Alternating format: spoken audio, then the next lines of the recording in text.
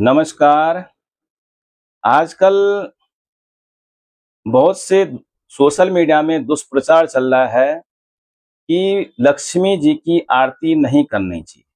दीपावली के दिन भी लक्ष्मी जी की आरती नहीं करनी चाहिए पूजन के बाद। तो क्योंकि इससे लक्ष्मी जी आपके घर को छोड़ कर के चली जाती हैं। ये दुष्प्रचार चल रहा है। लेकिन ये सरासर गलत है, शास्त्र विरुद्ध बातें हैं। इनका इस बात का शास्त्र में कहीं कोई प्रमाण नहीं है कि आरती करने से महालक्ष्मी जी आपके घर को छोड़ के चली जाएंगी।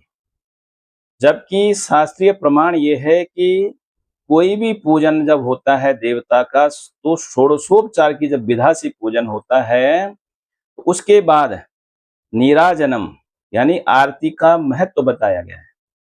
वह आरती उस पूजा को, उस यज्ञ को संपूर्ण करने के लिए की जाती है।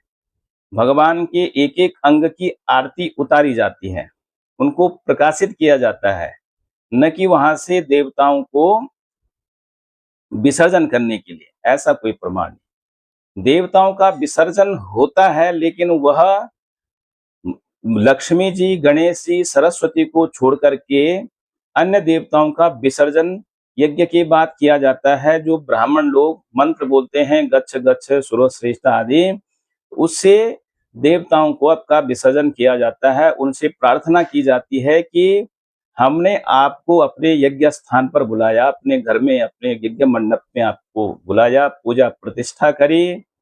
अब प्रभु, हमारी इतनी सामर्थ्य नहीं है कि हम रोज आपकी पूजा प्रतिष्ठा कर सके, इसलिए आप अपने स्थान को जाइए और जब फिर हम यज्ञ अनुष्ठान आदि करें तो समय हमारे घर में आप फिर पधारें। लेकिन उसमें गणेश, लक्ष्मी, सरस्वती आदि देवताओं को छोड़ दिया जाता है, क्योंकि इनकी आवश्यकता हमको यानी मानव जाति को 24 घंटा उसकी जरूरत है।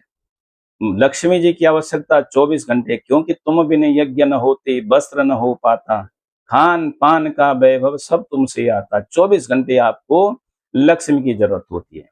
तो इसीलिए इस दुष्प्रचार से आप बचें कि लक्ष्मी जी की आरती नहीं करनी चाहिए। षोडशोपचार पूजा करिए, उसके बाद लक्ष्मी जी की विधिवत आरती करिए। पहले वैदिक आरती का विधान था, आजकल लौकिक आरती चलती है, लेकिन आरती जरूर करनी चाहिए। वो यज्ञ को, पूजा को संपूर्ण करने के लिए की जाती है। जय श्री राम।